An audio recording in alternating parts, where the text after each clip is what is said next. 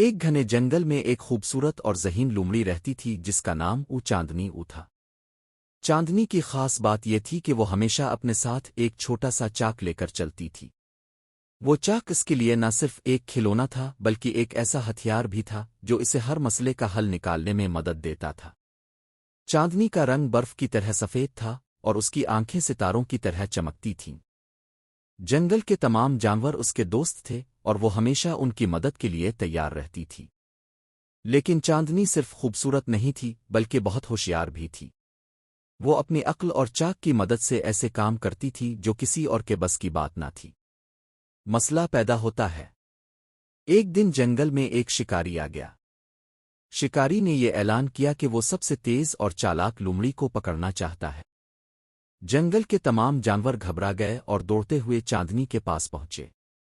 انہوں نے کہا، چاندنی، تم تو سب سے چالاک لومڑی ہو، وہ شکاری تمہیں پکڑ لے گا۔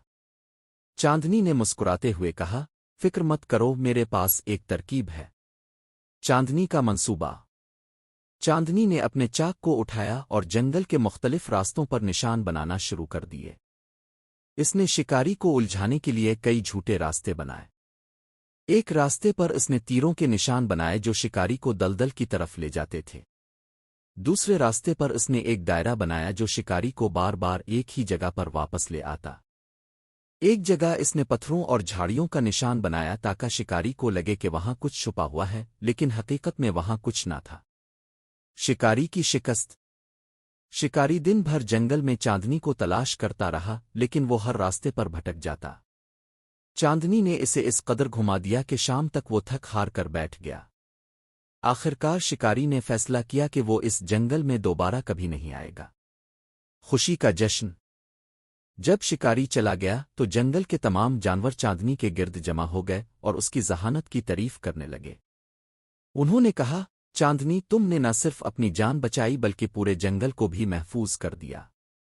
چاندنی نے مسکراتے ہوئے جواب دیا، ذہانت اور حکمت ہمیشہ طاقت پر غالب آتی ہے۔ ہمیں لڑنے کی ضرورت نہیں، صرف اپنا دماغ استعمال کرنا چاہیے۔ اس دن کے بعد چاندنی کو جنگل میں سب چاک لومڑی کے نام سے پکارنے لگے۔ وہ ہمیشہ اپنی چاک کے ساتھ نئے نشان بناتی اور جانوروں کی مدد کرتی رہی۔